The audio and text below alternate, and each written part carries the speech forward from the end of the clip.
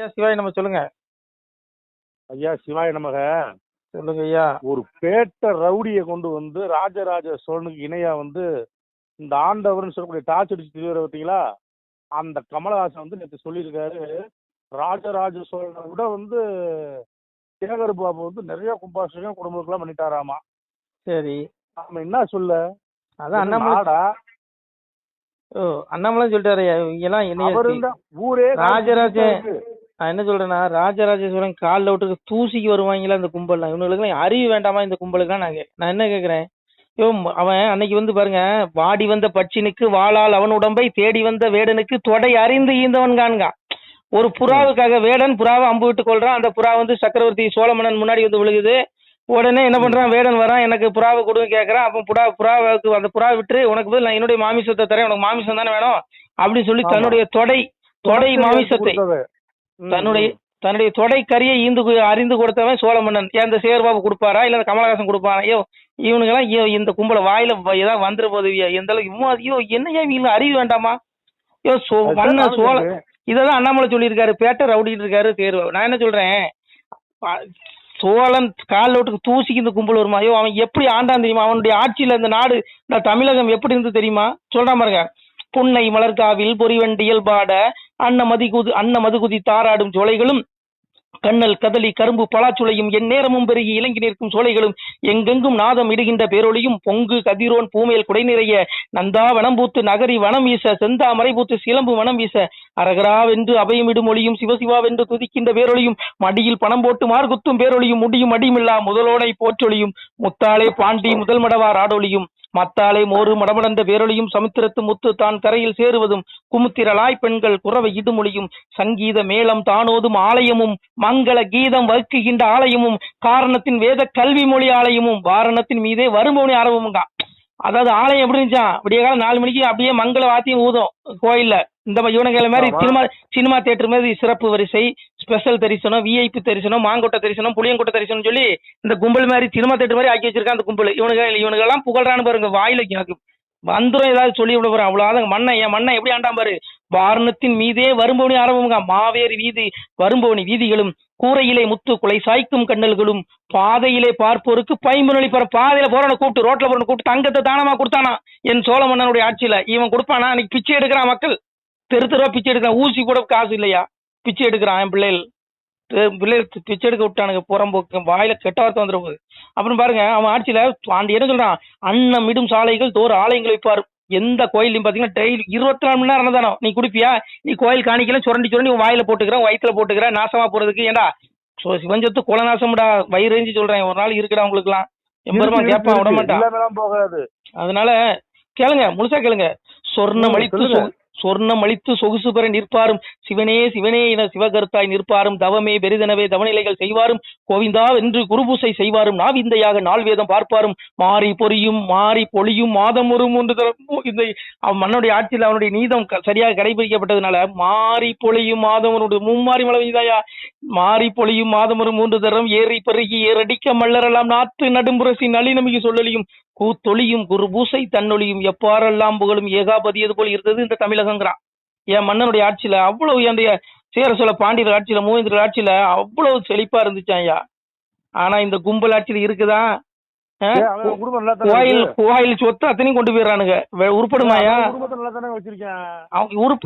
நீ இன்னைக்கு நல்லா இருக்கும் எம்பருமா. எங்க அப்பன் சொல்றான் பாருங்க, சாமியே சொல்றான், கோவிலிலை பூசை செய்யும் குறும்பர் மிக துணிந்து தேவியருக்கு ஈய திருடுகிறான் என் முதலை கணக்கன் முதல் அடுத்த வரை சொல்லக்கூடாது. கள்ள பெண்ணாருக்கு இணக்கமாதா இருந்து எடுப்பன். இணக்கமாதா என்னது? கள்ள பெண்ணா இருக்குங்க, விளக்கம் கொடுக்க முடியுமா? இவனுக்கெல்லாம் என் கோயில் சாமி சொல்றான், என்னுடைய பணத்தை இவர்கள் கொள்ளையிட்டு இவர்கள் இந்த மாதிரி பண்ணுவான். ஆனா இந்த இவனுங்களுக்கெல்லாம் இருக்கு ஆப்பு, என்னுடைய ஆத்மாவுக்கு நான் தண்டனை கொடுப்பேன்னு பகவான் சொல்றான். உடல் தான் அழியுது, ஆத்மா அழியாது. ஆத்மாவுக்கு இந்த கும்பல சேகர் பாபு, இந்த கமலஹாசன், இந்த எல்லா காசனும் தண்டனை அனுபவிச்சாங்க. நான் பேசுறேன், நானும் தப்ப முடியாது பாவத்துல இருந்து. அதனால பாருங்க, எவனும் தப்ப முடியாது. அதனால இங்க இருங்க அவனுடைய ஆட்சி இங்க பாருங்க என்ன சொல்றான், சொர்ணம் அளித்து சொகுசு பண்ணி சொர்ணம் தங்கத்தை தானமா கொடுத்துருக்காயா. இன்னைக்கு எவனா தங்கத்தை தானமா கொடுப்பானா? அந்த அளவுக்கு நாடு செழிப்பா இருக்கான் இவனுக்கு ஆட்சியில. இவனுக்கு செழிப்பா இருக்கான், அவ்வளவு கொள்ளையடிச்சு வாயில போட்டானுங்க. அதனால இவனுக்கு எல்லாம் இருக்குது ஆப்பு, 80 ரூபாய் கொடுப்பான். அதான் அண்ணாமலையே சொல்லிட்டாரு, வச்சு செஞ்சு விட்டுருக்காரு நம்மளை. பாத்தீங்களா? சேரையோ சோழனுக்கு உனக்கும் என்னையா சம்பந்தம்? அவன் வட்டி வச்ச கோயில நீ சுண்ணாம்பு அடிக்கிறியா? நீ சொல்லுங்க, ஒழுங்கு அந்த கோயிலுக்கு சுண்ணாம்பு அடிக்க மாட்டேங்கிறான். அன்னைக்கு என்னுடைய மன்னன் என்ன பண்ணான்? வாரமதி இல்லாமல் மன்னனதி சோழன் நீதமாய் பூமி நிறுத்தி அரசாளுகையில் கண்டு வேதாவும் கமல திருமகளும் நண்டு தெய்வாரும் நாராயணருமைச்சி அந்தந்த மாமுனிவர் எல்லோரும் தான் கூடி சென்று சிவனார் திருப்பாதம் சென்றனிட்டு சாகாதிருக்கும் சமல திருப்பொருளை ஏகாபரணை எங்கும் நிறைந்த மூலப்பொருளை முதற்பொருளை காரணமே சாலப்பொருளை தவத்தோடு அறுபொருளை எங்க அப்பாட்ட போய் நாரணரும் வேதான் ஆடி பெரும்பொருளை காரணரே வேதான் கனல்கமமான ஆழமுதரித்து அவ அறவை வேதரித்து கோல திருக்களுக்கு கோர்வையிட்டோனே ஆணை தெரிவித்து அங்க எங்க அப்பனை போய் புகழ்றான். யாரு? தேவர்கள். யோ சிவபெருமான எலும்பியா, என் சோழ மன்னன் அவனுடைய ஆட்சி பாரு, நீதி நெறியோடு ஆள்றான். அதனால அவன் ஆளக்கூடிய அந்த தேசத்துக்கு எல்லைக்கு உட்பட்ட இடத்துல மும்மாறி மழை பெய்யணும் அப்படின்னு சொல்லி சிவன் இடத்துல போய் யார் மன்றாடுறா? தேவர்கள் 39 கோடி தேவர்கள் போய் மண்டாடுறான், முனிவர்களும் போய் மண்டாடுறான். அவ்வளவு ஒரு அழகான இது செஞ்சிருக்கான் என்னுடைய மன்னன். இவனுக்கு ஒரு கோயிலுக்கு கோட்டைச்சூருக்கு சுண்ணாம்பு அடிக்கிறானா? சொல்லு. அன்னைக்கு என்னுடைய மன்னன் என்ன பண்ணா? சுண்ணாம்பு விடுங்க, முதல்ல விளக்குக்கு என்ன வாங்கி கொடுக்குறானா? விளக்கு என்ன வாங்கி கொடுக்குறானா? திருட்டு பயலுக. அதனால இங்க வருங்க எங்க அப்பா அன்னைக்கே சொல்ற மாதிரிங்க, என்னுடைய மன்னன் எப்படி ஆண்டானா? சோழ மன்னன் ஆதி பொருளை அனுதினமும் தானோக்கி சோதி இடநீதம் சொல்லுவேன் அம்மானை தெய்வ மனுநீதம் தேச ராசநீதம் மெய்யெருந்தும் நீதம் விளம்புவேன் அம்மானை 1008 வான திருப்பதிக்கும் வாயுதமாய் பூசை வகுப்பு முடங்காதுங்க.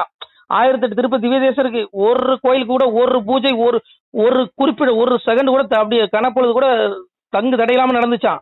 அதான் சொல்ற பாருங்க, 1008 வான திருப்பதிக்கும் வாயுதமாய் பூசை வகுப்பு முடங்காது. கோயில் கிணறு குளங்கரைகள் ஆனதையும் தேய்வு வராதே சேருமதில் கோட்டைகளுங்க.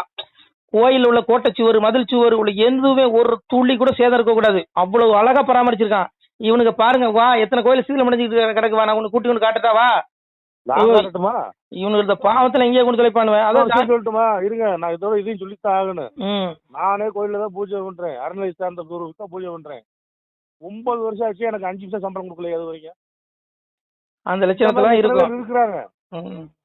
அதனால இங்க பாருங்கய்யா, என்ன பேச விடுங்க. அதனால ஒரு புரிஞ்சுக்கோங்க, அன்னைக்கு இருந்த காலம் வேற. மன்னனாட்சியில் என்ன இருக்கு? எளியோர் வலியோர் என்று பாராமல் கலிகுற நன்றை கண்ட விளக்க வரை பாருங்க. அன்ன மடுமை தகுங்க அகங்கலிகுற எந்நேரம் பிச்சை இடுவார் எளியோருக்கு பந்தலிட்டு பக்தர் தண்ணி தம கழிப்பாருங்க. எந்த இரவும் இருந்து பிச்சை ஈவாருங்க. 6ல் ஒரு கிழமை அசமையில் தான் விட்டு தேரிய சோழன் சீமை அரசாண்டி தான். எங்க சோழ மன்னன் எப்படி அரசாண்டு இருக்கான்?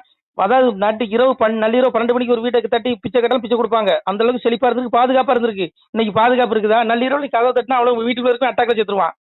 அவ்வளவு திருட்டு எல்லாம் வந்துட்டு இவன் ஆட்சியில. இவனுங்க என்னமா பெரிய இது மாதிரி பேசியிருக்கேன். எளியோர் வழியர் என்று எல்லாத்துக்கும் ஒரே வழக்கு தான். எல்லா எளியோர் வழியரும் பாரபட்சம் இல்லாம தீர்ப்பு. இன்னைக்கு அப்படி இருக்குதா? இன்னைக்கு ஊழல் பண்ண அவ்வளவு பேருமே இன்னும் தொடர்ந்து ஜெயிச்சிட்டு இருக்கான், தொடர்ந்து மந்திரி ஆகுறான், எம்எல்ஏ ஆகுறான். இன்னைக்கு என்னைக்குதான் அவனுக்கு சுடுகாட்டு போற வரைக்கும் அவனுக்கு தீர்ப்பு வராது.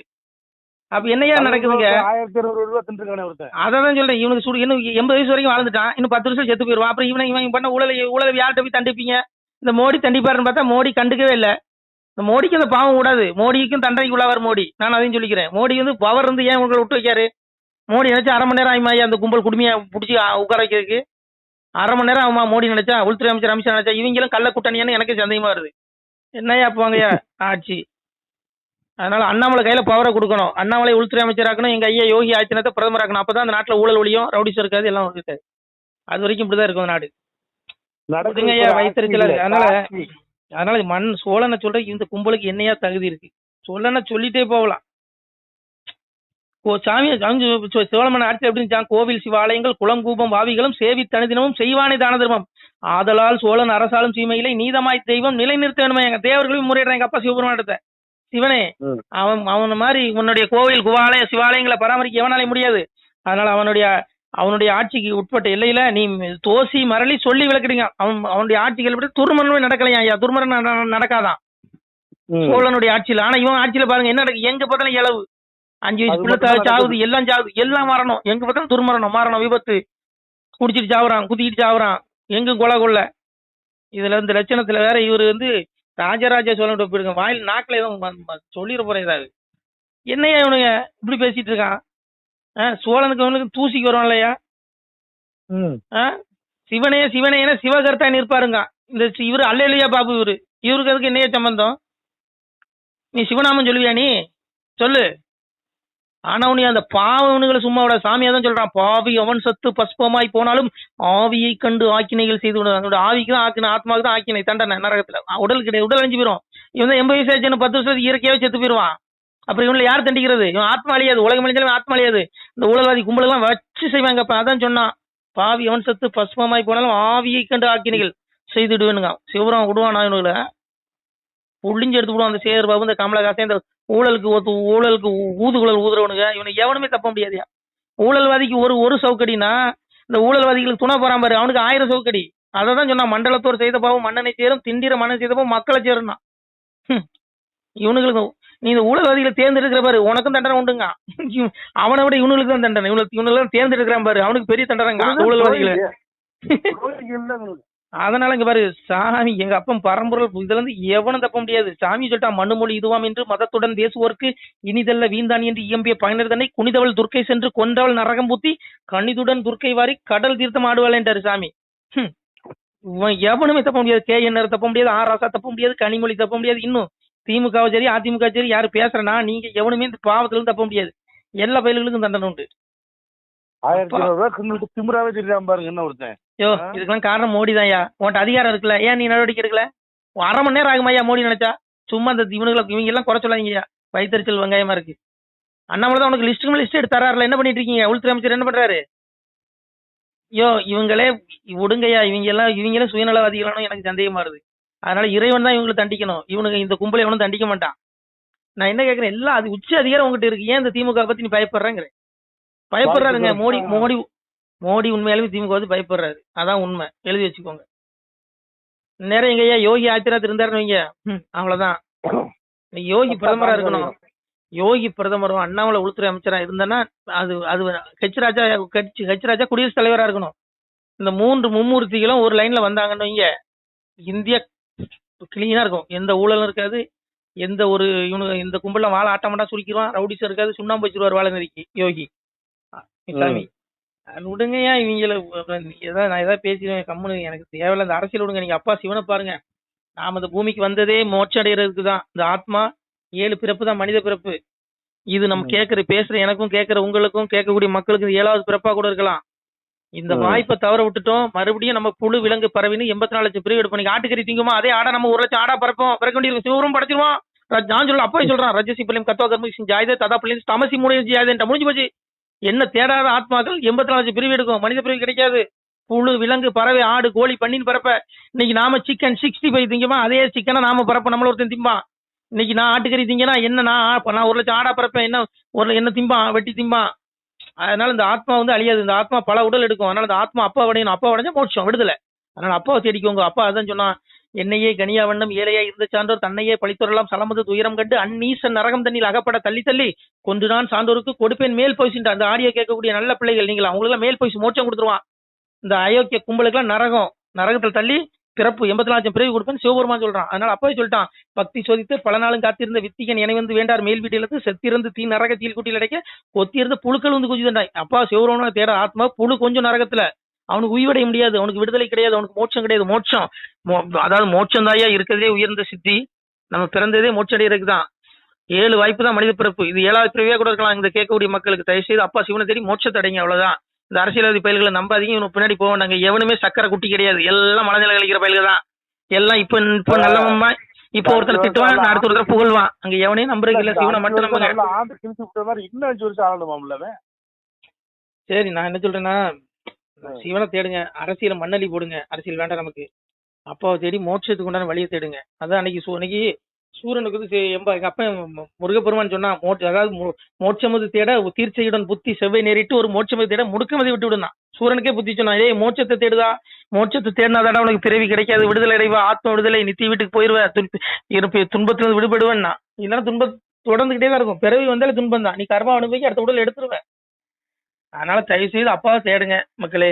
நான் அவ்வளோன்னு சொல்லுவேன். இந்த பைத்தியக்காரன் சொல்றது சத்திய வார்த்தை, இந்த பிச்சைக்காரன் சொல்றது சத்திய வார்த்தை. நம்புங்க, இதெல்லாம் அப்பாவுடைய வார்த்தை. அப்பாவை மனசுல நினைங்க. நீங்க கோயில போய் உளுந்து கும்பிட வேண்டாம், புரண்டு கும்பிட வேண்டாம். அப்பாவை மனசுல நினைச்சாலே போதும். சாமி அதான் சொன்னா, ஆடு கிடாய் கோழி பன்றி ஆயனுக்கு வேண்டாம்கான், மேலதாளம் குறவை தோணி வேண்டாம்கான், ஈசனுக்கு ஒரு அன்பு மலர் எடுத்து அனுதினமும் பூசை செய்வாய். சிவபெருமான் சொல்றான். அன்பு எங்க பூக்கும்? செடியில பூக்காது, இதயத்துலதான் இருக்கு. இதுக்கு அன்பு அப்பாட்ட கொடு, உனக்கு நித்திய வீடு மோட்ச வீடு சிவ வீட்டு கூட்டு போயிடுவான். அதை விட்டுட்டு இந்த இவனுகளை பத்தி பேசிட்டு தான் நாமளும் கர்மவனைக்கு உள்ள வந்துருவோம். வேண்டாம் அந்த அரசியல் நமக்கு. ஓம் நம சிவாய. திருச்சி தம்பலம். சிவாய நம. திருச்சிட்டம்பலம். அன்புடையர் வணக்கம். தாங்கள் இந்த வீடியோவில் பார்க்கக்கூடிய இந்த சிவாலய புகைப்படம் பாருங்கள். இந்த வீடியோ பாருங்கள். இதில் ஆதியில் பார்த்தீங்கன்னா இதில் ஒரு சிவாலயம் இருந்திருக்கிறது. ஒரு சித்த மகாபுருஷன் இங்கே இருந்திருக்கிறார். அவர் எழுதிய ஓலைச்சுவடி, அவர் தவம் செய்த அந்த வாசி தண்டம் இன்றளவும் நமது இந்த ஆலயத்தில் இருக்கிறது. தற்போது இந்த ஆலயம் பார்த்திங்கன்னா நெல்லை மாவட்டம், திருநெல்வேலி மாவட்டம், 4 நேரி தாலுகா, ஆண்டான்குளம் கிராமம் அருகிலே ஒரு இயற்கை எழில் கொஞ்சம் இடத்திலே அவர் சித்தர் தவம் செய்த அந்த இடத்திலே ஆலயம் அமைந்து கொண்டிருக்கிறது. அப்பாவுடைய அந்த திருமேனி இப்போ பாலாலயம் செய்து எடுத்து வைக்கப்பட்டுள்ளது என்பதை தெரிவித்துக் கொள்கிறோம். இந்த திருமேனி, இந்த சிவாலய கட்டுமான திருப்பணிக்கு அன்பு பிள்ளைகள் முடிந்தால் ஒரு சிறிய உதவியை செய்யலாம். அதாவது இந்த சிவாலய திருப்பணி தற்போது உபபீடம் வரைக்கும் வந்துவிட்டது.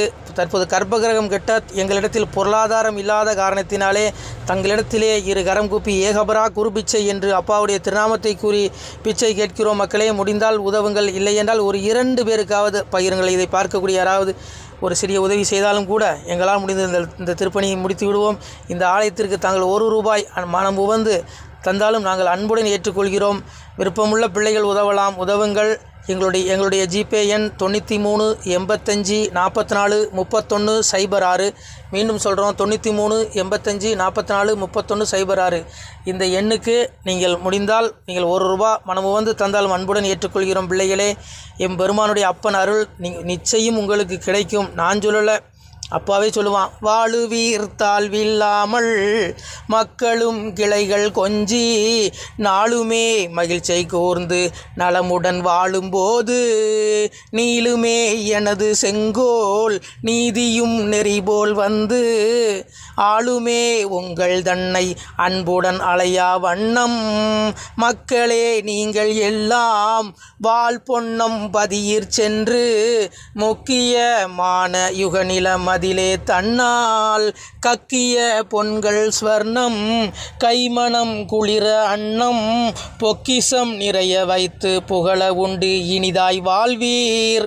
நான் வாழ்த்தல பிள்ளைகளே, அப்பாவுடைய வாழ்த்து. அப்பா சொல்கிறான், என் பிள்ளைகள் இகத்திலும் இந்த பூலோக வாழ்விலும் இன்புற்று வாழும் பரத்தில் என்னுடைய அந்த ஜீவ வீடு, அந்த மோட்ச வீடாகிய அந்த கைலாயத்திலே இவர்கள் பூமியில் வாழ்ந்து அங்கே வந்த பிறகு அவர்களுக்கு நான் எவ்வளவோ பரிசு கொடுப்பேன் என்பதை இறைவன் திருநாவாக சொல்கிறான். மக்களே, இதை நான் சொல்லலை, அப்பாவே சொல்லுவான். ஆணுடன் பெண்ணும் பெற்று அதிகமாய் செல்வமாகி தானுட நினைவு முற்று தர்மமும் நெறியும் கற்று வேணும் நீள் காலம் எல்லாம் மெல்லியருடனே வாழ்ந்து பூணுதல் கமலநாதன் பொற்பதம் பெற்று வாழ்வீர். அப்பா சொல்கிறான், ஆணுடன் பெண்ணும் பெற்று அதிகமாய் செல்வமாய். என் பிள்ளைகள், என்னை வழிபடக்கூடிய பிள்ளைகள், என்னை விளங்கக்கூடிய பிள்ளைகள் பூமியிலே ஆணுடன் பெண்ணும் பெற்று அதிகமாய் செல்வமாகி தானுடன் நினைவுமுட்டு தர்மமும் நெறியும் கட்டு நீதி நெறியோடு வாழ்ந்து என் பிள்ளைகள் என்னை அடைவார்கள் என்று அப்பனே சொல்கிறான். மக்களே, அதனால் இந்த சிவாலய திருப்பணிக்கு உதவி செய்யக்கூடிய பிள்ளைகளுக்கு எம்பெருமான் அப்பாவுடைய ஈசனுடைய அந்த திருவருள் நிச்சயம் கிடைக்கும் என்பதில் எல்லளவும் ஐயமில்லை. மக்களே, முடிந்தால் இந்த வீடியோ 2 பேருக்காவது பகிருங்கள். நன்றி. நம சிவாய. திருச்சிட்டம்பலம். மேலும் எம்பெருமானே சொல்லுவான், பிள்ளைகளே, நீங்கள் இந்த பெரும்புவியை ஆள்வதற்கு வெள்ளானை மீதேற விடை தந்தோம் உங்களுக்கு. ஆனாலும் மக்கால் நீர் ஆளுவீர் ராஜ்யத்தை வானோர் அறியவும் வாழ்த்தினோம் நீர்வாழ. வாசவனும் தேவர் மறையவரும் தான் வாழ பேசறியதை வார் பெற்ற மக்கள் தான் வாழ கன்னிமார் பெண்கள் பெற்ற கை சான்றோர் தான் வாழ அன்னை பத்திரத்தால் அமுதருந்தி நீர் வாழ முக்கந்தன் வாழ முனிமார்கீலை வாழ தக்கந்தலை துணித்த தம்பிரான் தான் வாழ மேலோக நீதி விளங்கி மனுவாழ பூலோகம் உள்ளளவும் பொய்யருகீமை வாழ நல்லோரும் வாழ நவில் ஓரும் தான் வாழ எல்லோரும் வாழ இருந்து நீடூழி வாழ்க. அப்பா சிவபெருமானை வாழ்த்துறான். வானோர் அறியவும் வாழ்த்தினோம் நீர்வாழ, வானவர்கள் தேவர்கள் அறிய உங்களை வாழ்த்துகிறேன் பிள்ளைகளே. இந்த கலியுகம் முடிந்து வரக்கூடிய தர்மயுகத்தில் நீங்கள் வருவீர்கள். மனிதனுடைய உடல் மட்டும்தான் அழிகிறது பிள்ளைகளை, ஆத்மாவுக்கு ஒருபோதும் அழிவில்லை. அந்த ஆத்மா இறைவனை தேடக்கூடிய பிள்ளைகளுக்கு ஒருபோதும் அழிவில்லை. அவர்கள் ஜீவ விட்டை முக்தி விட்டை அடைவார்கள். அது மட்டுமல்லாமல் இந்த கலியுகம் அழிந்து வரக்கூடிய அந்த ஸ்வர்க்கத்துக்கு இணையான அந்த தர்மயுக வாழ்வையும் பெறுவீர்கள் என்று அப்பன் சிவபெருமானை வாழ்த்துகிறான். அது என்னுடைய பாடல் அல்ல, அப்பாவுடைய பாடல். நம சிவாய. பிள்ளைகளே, முடிந்தால் இந்த வீடியோ 2 பேருக்காக ஷேர் பண்ணுங்கள். உங்களுக்கு கோடி புண்ணியம் கிடைக்கும். ஈசன் அருள் பரிபூர்ணமாக உண்டு. உங்களால் ஒரு சிவாலயம் பரிபூர்ணமாக திருப்பணி முடியும் என்பதை நம்புகிறோம் மக்களே. சிவாய நம. திருச்சிட்டம்பலம், தில்லையம்பலம், பொன்னம்பலம்.